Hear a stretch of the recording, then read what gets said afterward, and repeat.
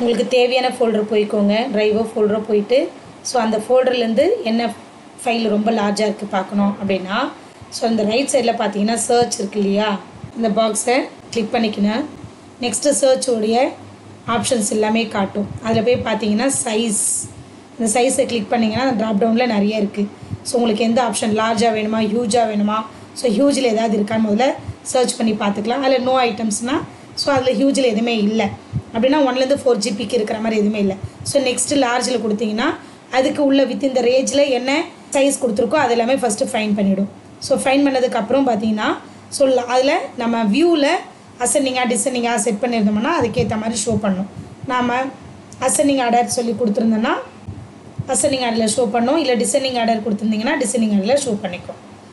So ascending ஆர்டரில் கொடுக்கும்போது largest file பார்த்தீங்கன்னா லாஸ்ட்டில் போயிடும், டிசெண்டிங் ஆர்டர் கொடுத்தீங்கன்னா ஃப்ரண்ட்டில் வந்துடும்.